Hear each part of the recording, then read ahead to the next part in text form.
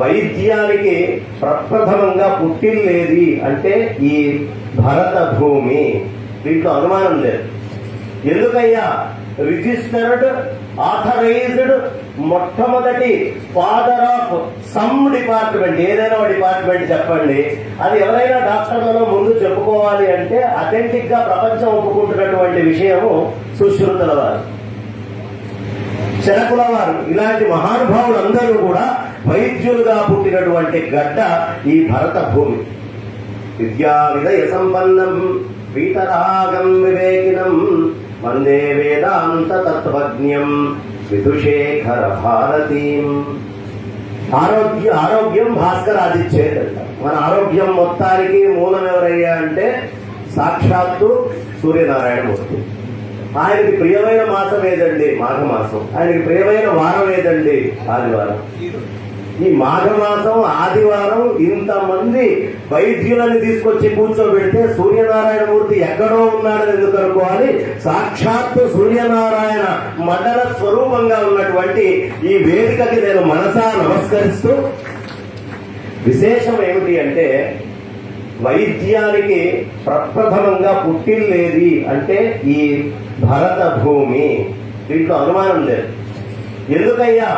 Registered, authorised, మొట్టమొదటి father of some department, ఏదైనా ఒక డిపార్ట్మెంట్ చెప్పండి, అది ఎవరైనా డాక్టర్లలో ముందు చెప్పుకోవాలి అంటే అథెంటిక్ గా ప్రపంచం ఒప్పుకుంటున్నటువంటి విషయము సుశ్రుతుల వారు, శరకుల వారు, ఇలాంటి మహానుభావులందరూ కూడా వైద్యులుగా పుట్టినటువంటి గడ్డ ఈ భరత భూమి.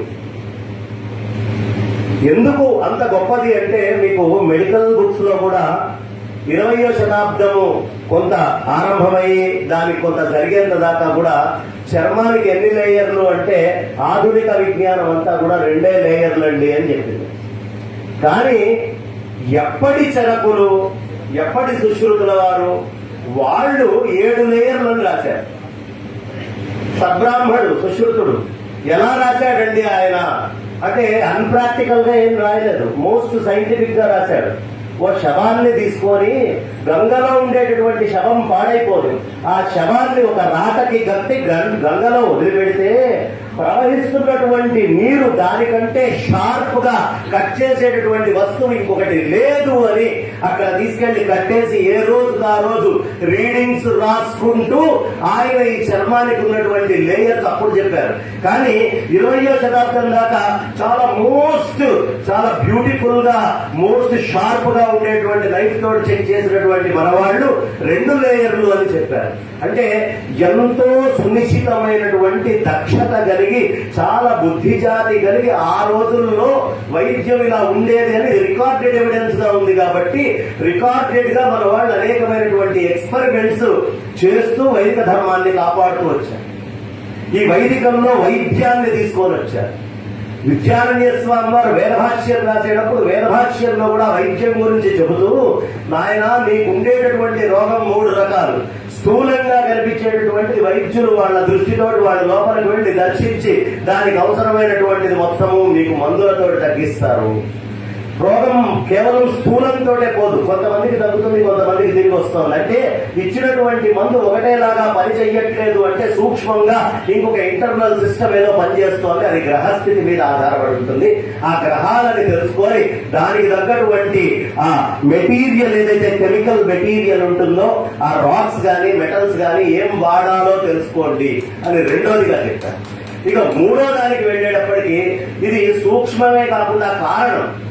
ఈ శరీరాలన్నీ భూమి మీద ఉన్నాయి, ఇవే పంచభూతాల్లో తిరుగుతున్నాయి. ఒకడికి ఒక రోగం వస్తుంది, ఒకడికి ఇంకో రోగం వస్తుంది, అందరిలో మార్పులు కనిపిస్తున్నాయి. ఏమిటి దీనికి కారణము అంటే మీ జన్మాంతర కర్మ ఉందయ్యా. ఈ కారణంతో కూడినటువంటి రోగం పోవాలి అంటే మంత్రము మాత్రమే అనుగ్రహించగలదు. అలాంటి మంత్ర భాష్యమే నేను ఇక్కడ వేద భాష్యంలో రాస్తున్నాను అని అతి లోతుల్లోకి దర్శించినటువంటి విద్యారణ్య యతీంద్రులు వారంటే ఏదో ఊరికినే మన వాళ్ళు రాయలేదండి.